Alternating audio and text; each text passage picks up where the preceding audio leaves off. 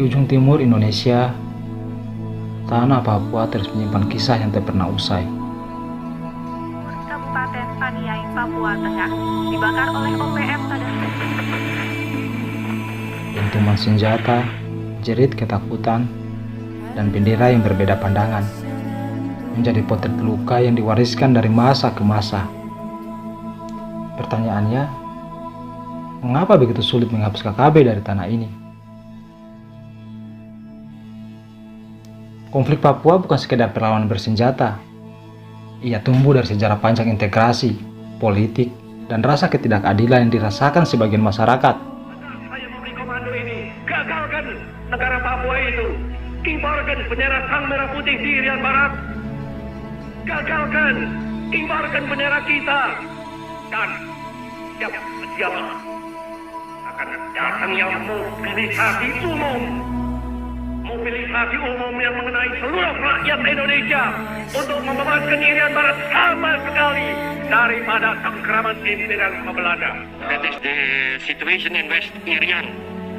That is the situation in the 1/5 of our national territory which still labors under imperialism. There in West Irian, we have imperialism and the armed forces of imperialism. Sejak penentuan pendapat rakyat 1969, luka itu tumbuh menjadi ketidakpercayaan antara pusat dan daerah, antara pemerintah dan rakyatnya sendiri. Menjelaskan proses pemilu. Proses ini diawasi oleh pejabat Indonesia dan perwakilan politik. Mereka disebut KKB, kelompok kriminal bersenjata. Tapi di lapangan, banyak nama, banyak wajah dan banyak versi. Ada yang memperjuangkan ideologi kemerdekaan, ada yang berjuang karena kehilangan keluarga, ada pula yang hidup dalam lingkaran dendam dan kemiskinan. Belanda waktu kita merdeka, Belanda punya bendera naik, Belanda sudah memang naik, nanti Papua punya naik, jadi Belanda punya dengan Papua punya. Datang peralihan itu, PBB masuk di sini, dan bendera Belanda dia waktu dia angkat kaki pulang, dia kasih turun bendera dulu baru dia pulang. Jadi kita punya bendera tinggal dengan PBB. Datang Indonesia dia masuk, over kuasa ke Indonesia, kita bendera itu sampai sekarang. Saya ini harus baca teks bendera yang penentuan nasib Papua ini. Saya diberikan amanat begitu untuk baca. Jadi selama 1 bulan itu saya dilatih terus siang dan malam. Tidak boleh satu kata saya kasih keluar dari tulisan itu. Tulisan itu bukan dengan ketik, tidak, dengan tangan.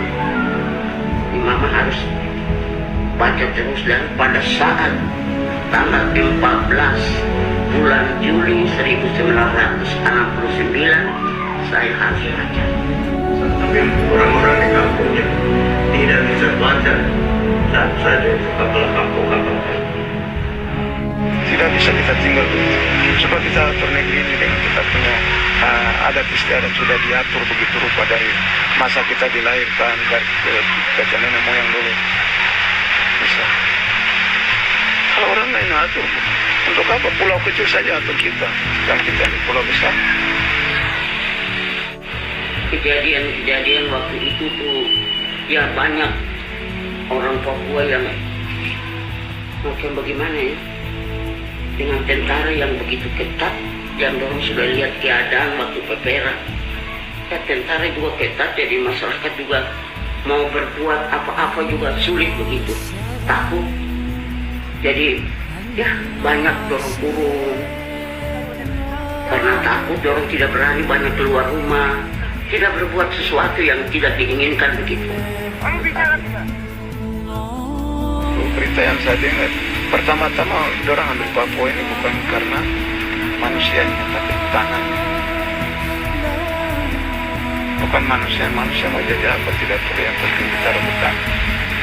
Itu tujuan utama. Kalau dari saya mengenai pepera itu, sebenarnya pepera itu kata hukum dari tidak benar. Itu PPR sudah habis segala macam, sudah habis apalagi tapi rakyat Papua saya pikir secara seluruhnya itu apalagi kami orang Papua yang hidup dan saksi itu masih tidak betul-betul persoalan Papua saya kira tidak akan habis kecuali orang rambut keriting ini habis sama sekali baru mungkin soal Papua tidak. Di balik setiap konflik selalu ada manusia biasa yang terjepit, guru, tenaga medis, anak-anak sekolah. Mereka hidup di antara dua dunia, satu berbaju dinas, satu berseragam oranye rimba, tapi keduanya adalah anak bangsa yang sama.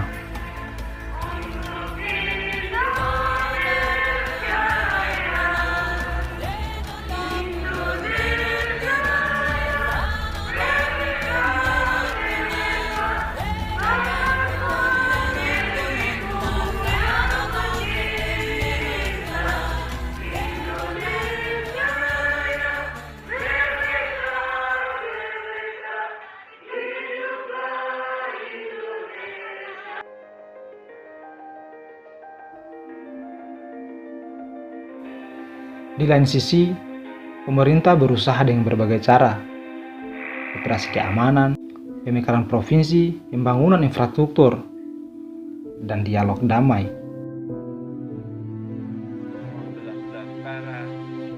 Naik gunung yang sangat tinggi, inilah medan berat yang dialami. Baik. Tapi, selama luka sosial belum disembuhkan,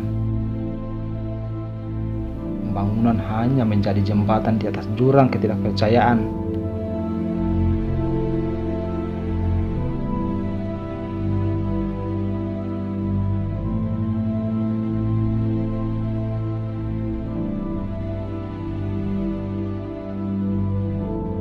Otonomi baru keempat di Papua. 3 daerah otonomi baru yang sebelumnya terbentuk adalah Papua Selatan, Papua Tengah, Papua Pegunungan, dan terbaru adalah Papua Barat Daya. Provinsi Papua Barat Daya beribu kota di Kota Sorong. Wilayahnya meliputi Kota Sorong, Kabupaten Sorong, Sorong Selatan, Raja Ampat, Tambrau, dan Mamberamo. Ini total ada 6 provinsi di Papua, yakni Papua dengan ibu kota Jayapura, Papua Barat dengan ibu kota Manokwari, Papua Tengah ibu kotanya Nabire, Papua Selatan beribu kota di Merauke, Papua Pegunungan dengan ibu kota Wamena, dan Papua Barat Daya dengan ibu kota Sorong.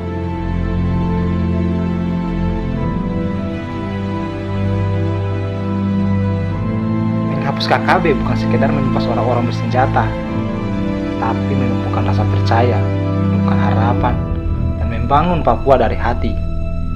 Karena perdamaian sejati tidak lahir dari laras senjata, tapi dari keberanian untuk saling memaafkan.